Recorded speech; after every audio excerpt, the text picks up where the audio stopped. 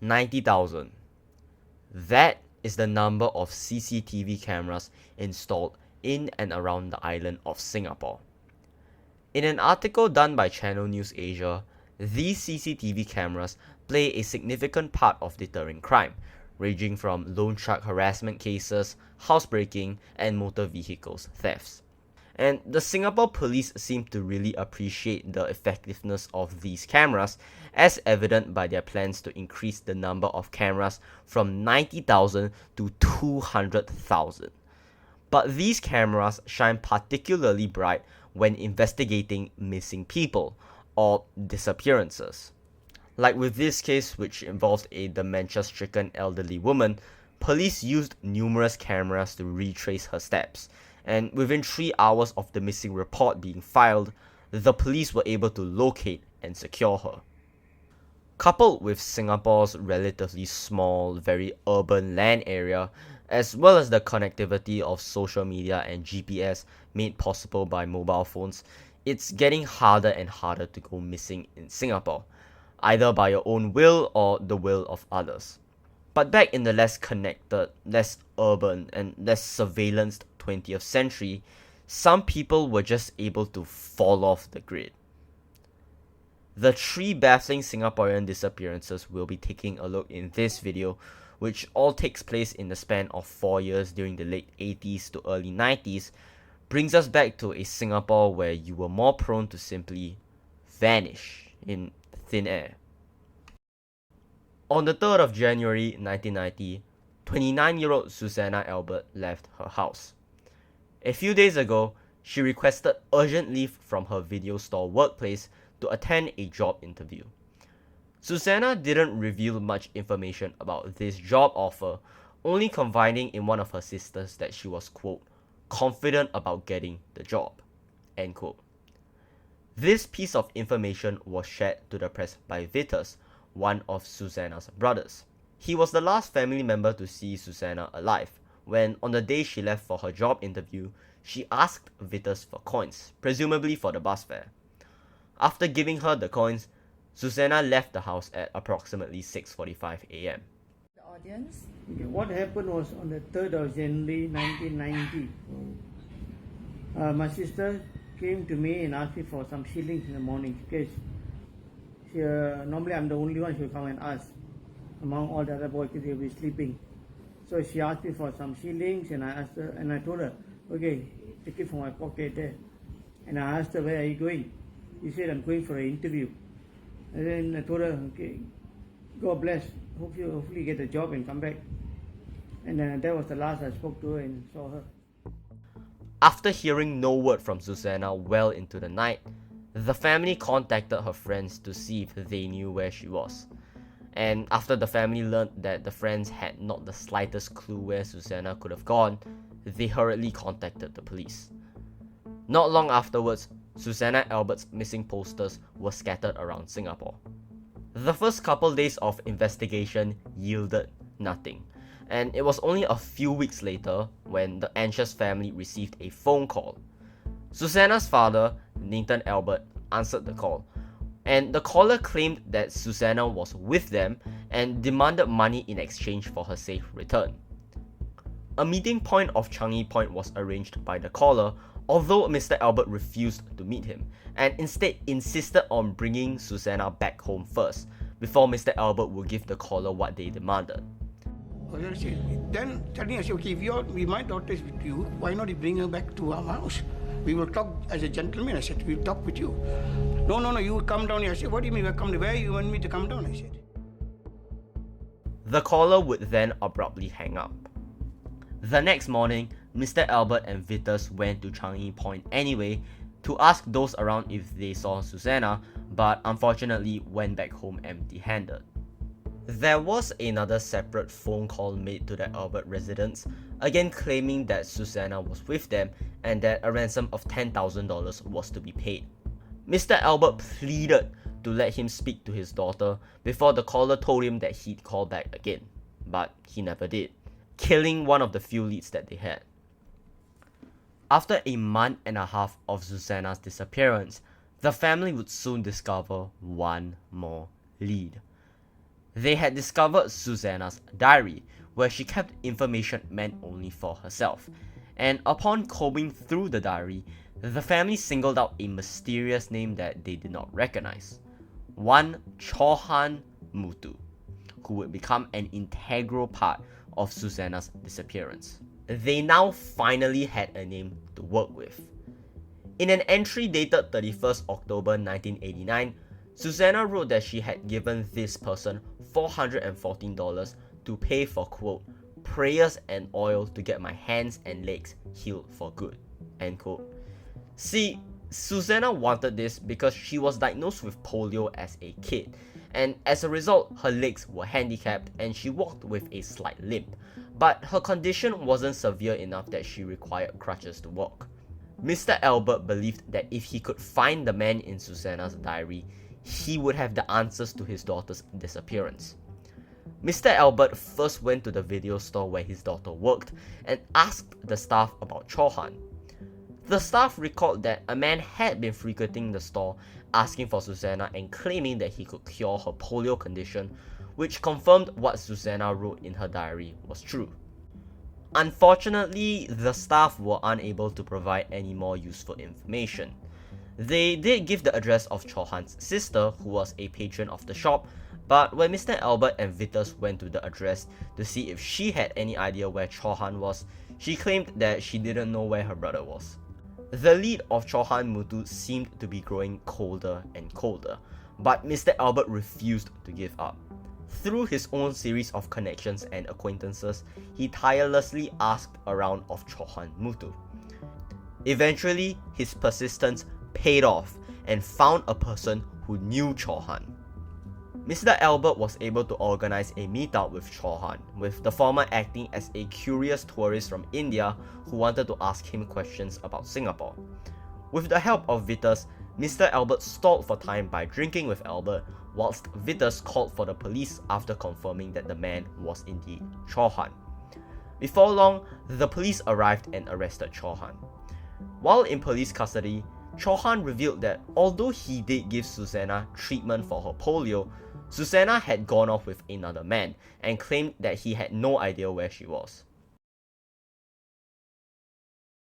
Unfortunately, that was the extent of Chua's involvement, at least according to the police, as they had insufficient evidence to detain him any further and thus had to release him, to the frustration of Susanna's father, who still believed that Chua knew more than he let on.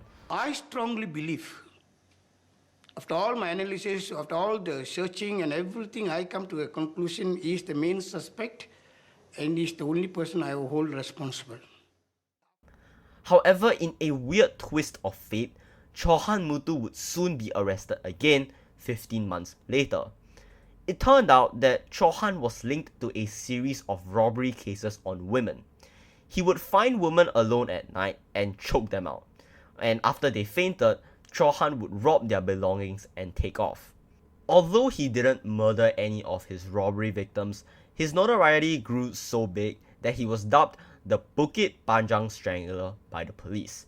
And this was important because this brought up a potential theory about Susanna's disappearance.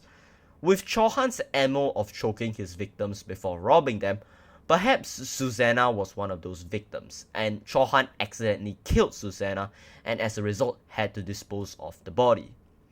Other theories, such as the one given by Susanna's mother, suggest that she was drugged by Chua and sold off to a vice syndicate overseas. Once Chua Meng Kah would be locked up, the last lead of Susanna's disappearance vanished, and no further advancements of the case has been made ever since then. Despite this, the family still holds on to hope. Every year, they send letters to the Ministry of Home Affairs appealing for a positive update on the case. Their latest appeal to the public would be in March of 2022, where Susanna's father and sister conducted a live interview with Crime Library Singapore, again going over the case. Although there was an added detail of Susanna going to church before the interview, most of it was just mainly appealing to the public. In May of 2022, Vitus, Susanna's brother, would conduct another interview with Crime Library Singapore, appealing to both the public and specifically Chohan Mutu himself, who would have been released by now, and revealing that the family has forgiven him and urged Chohan to speak to the still alive 82-year-old Mr. Nathan Albert about Susanna. Do you have anything that you want to talk to this Mr. Choran? Let him know what you really want to know about your sister.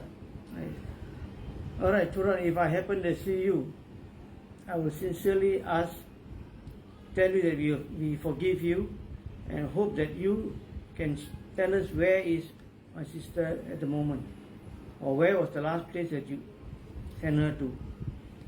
We really seek your help in doing this matter. Please, with all your heart, help us find my sister.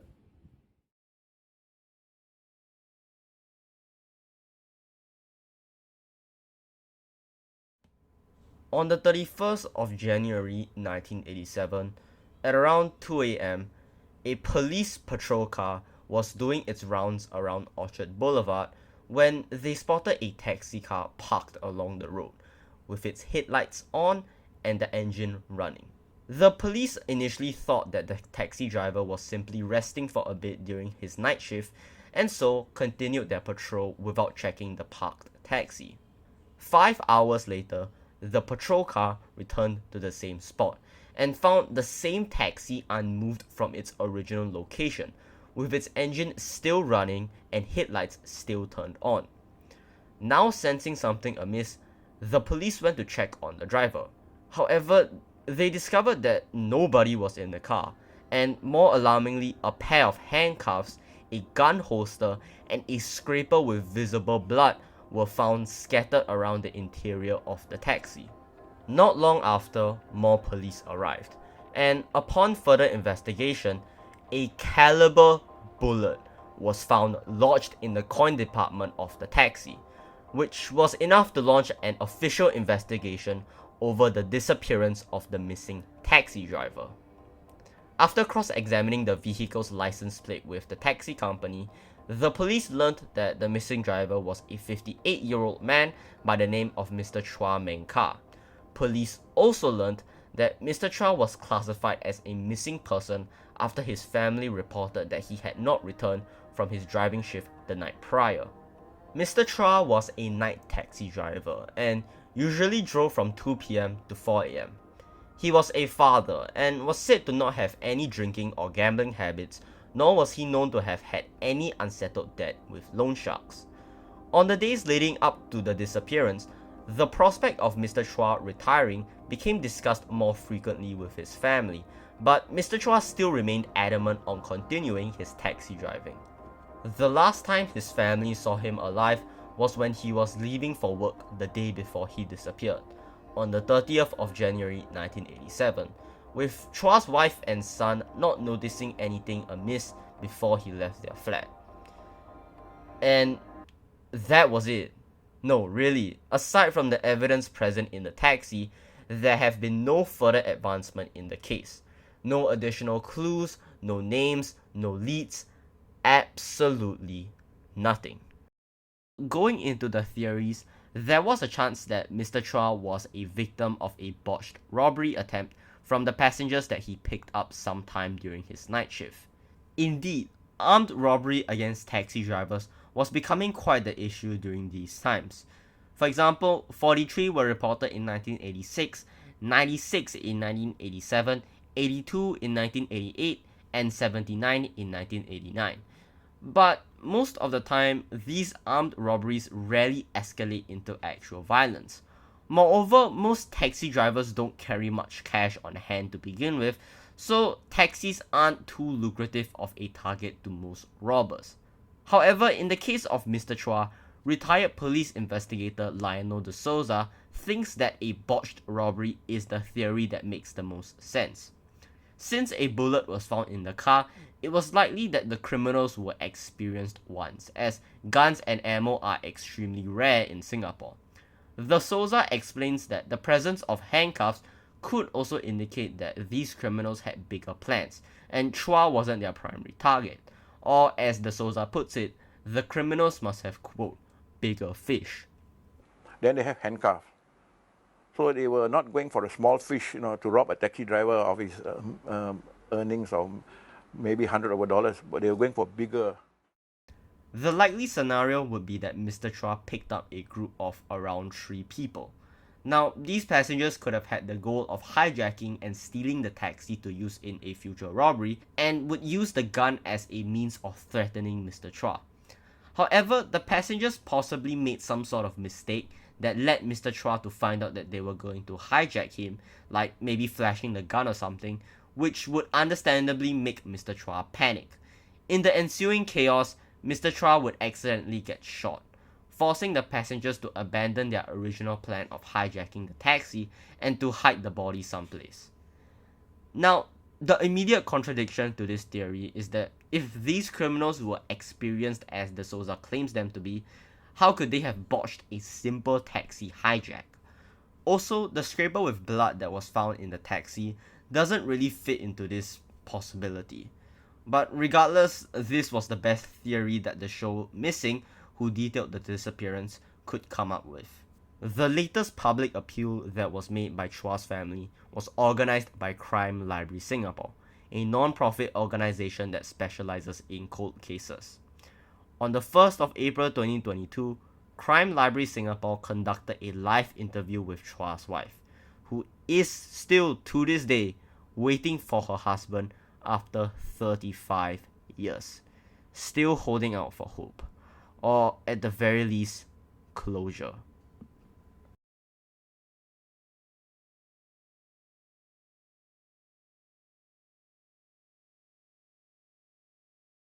"26-year-old Lawrence Leow Boon Siong's usual routine consisted of having breakfast with his family before bringing his wife to work in his pickup truck. He would then return back to the family flat, where he worked as a self-employed interior designer. To his family's knowledge, Lawrence had no financial problems, no domestic issues, or any kind of trouble at all. He had even recently bought a flat with his wife. So, when on the evening of 18th of August 1986, when his family learned of Lawrence's pickup truck parked at his usual spot, but with Lawrence himself nowhere to be found, they thought nothing of it. They assumed that Lawrence probably had to run off to attend to some unexpected errands, or had met a familiar face on his way up to the flat. But as the family awoke to the next day, Lawrence was still nowhere to be seen. They then decided to phone the eldest brother of the family, Alan Leow, to check if he knew where Lawrence was, since the latter was known to be quite close to his brother. However, Alan had no idea where Lawrence had gone. Now feeling seriously worried, the family decided to make a police report, and Lawrence Leow was officially classified as missing. The Leow family initially held onto the belief that Lawrence had simply gone to a place where contacting other people was a hassle, which could explain his radio silence. He was an adult after all, he could take care of himself. But as the days passed, with no new information emerging, the Leow family decided to take matters into their own hands. Lawrence's brothers, Alan and Ben, contacted all of Lawrence's known business associates to see if they had any knowledge of Lawrence's disappearance. Alan also went to check on Lawrence's flat that he was supposed to move into right before he disappeared, to see if anybody had moved in, but both the brothers' efforts were all in vain. None of the business partners knew where Lawrence had gone, and the flat had no signs of anybody moving in or staying there. Whilst the brothers' investigation had fallen flat, the police had uncovered new pieces of information. The first of which was that Lawrence had actually been seeing 2 women right before his disappearance. It was revealed that after dropping off his wife at her workplace, Lawrence would then pick up his ex-girlfriend to bring her to work. Now, it's unclear what the nature of their relationship was, but according to the family, they didn't think that she was linked to his disappearance. However, the second woman was another story entirely. This second woman was revealed to be Lawrence's first true love, and that Lawrence could not forget about her, despite being married. After hearing this, Alan organized a meetup with Haslinda to have a discussion about Lawrence. According to Haslinda, she and Lawrence would occasionally meet up for lunch. Nothing more, nothing less. Their relationship didn't entail anything else. Initially, the brothers were of the opinion that Haslinda's husband had something to do with Lawrence's disappearance. Haslinda's husband might have catched the two having lunch together and thought that he was being cheated on, thus providing a motive of seeing Lawrence gone. But now in hindsight, the brothers have since eliminated this theory. Back then, it was a strong possibility, but now when we are looking back, I doubt it. I sincerely doubt it. The family themselves had more theories on what happened to Lawrence. There was a possibility that Lawrence had been attacked and kidnapped on his way to the flat, but the family didn't really dwell on this for long. This was because Lawrence was described as being quite physically fit. Quote, "He is stout and rugged and could have put up a struggle if he was abducted." End quote. Indeed, no noises were reported in the block and no signs of struggle were reported. There was also that big elephant in the room. If Lawrence was abducted and attacked, who was the one responsible? This leads us to the next, more credible theory, at least according to the family, and that Lawrence was involved in a planned disappearance. See, 2 days before Lawrence disappeared, he brought his brothers to Kuala Lumpur to introduce him to his business partners, where he revealed that he was involved in a big project. Other than the fact that this big project of his would cost a lot of money, he didn't disclose much else about it. Maybe Lawrence had reached an issue securing funds and as a result had to disappear. But several pieces of information contradict this theory. For starters, the family discovered that his passport and bank accounts remained untouched after his disappearance. Moreover, no demands of ransom or money were ever made to the family. Lastly, the biggest contradiction would be Lawrence's love for his mother. The family described Lawrence as being very caring towards her, even willing to sacrifice his own work to make sure she was safe. I think to a very extensive degree, his love for my mom is very, very deep. He will never hurt my mom in any way. He will stop all his work, like even all his appointments, just to bring my mom to wherever she wants to go. And if my mom gonna be at that place for a long time, for a few hours, he will come back, make sure that she gets home. If Lawrence were to disappear on his own accord, it would be very out of character for him to completely abandon his mother. The police also disclosed that they had a suspect in mind but couldn't reveal his identity as they needed more evidence to properly detain him. Eventually, the first piece of conclusive evidence surfaced, and it would come from the Leow family's neighbor, who claimed to have seen Lawrence park and exit his pickup truck at around 8 p.m. The neighbors supposedly saw Lawrence heading in the direction of their flat, thus placing Lawrence at a time and place, should the neighbor's account be believed. But this would be the first and last evidence of Lawrence. After initially revealing the two juicy pieces of information, police investigation would not be able to make any more advancements into the case, and there have been no breakthroughs in Lawrence's disappearance since. This was the last public appeal made by Lawrence's brothers on the TV show Missing, which detailed the case. We leave you with an appeal from his brothers. Call us. Just call us. Let us know. At least we can close the chapter lah. Yeah. Or even somebody who knows him and the reason for his disappearance. Maybe let us know. And at least we can go to our mom's tablet and let her know that this is his wish.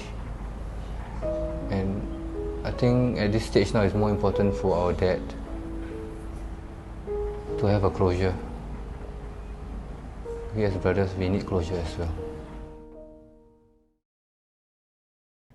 Like I said in the beginning, disappearances in Singapore are quickly solved nowadays due to how surveillance and connected we are, thanks to the likes of social media and CCTV cameras. It's very likely that these unexplainable disappearances could be explained, or at the very least given some extra clues with the help of current technology. Because as the way it is right now, with how the cases that we went through, they feel frustratingly close with the present evidence. Did Chohan Mutu play a bigger part in Susanna Albert's disappearance? What could the items in Mr. Chua Meng Kah's taxi mean? And what could Lawrence Leow Boon Siong possibly have gone after he left his pickup truck? Some of the families affected have moved on, whilst some still hold on to hope. But both parties likely just want the same thing out of these disappearances: closure.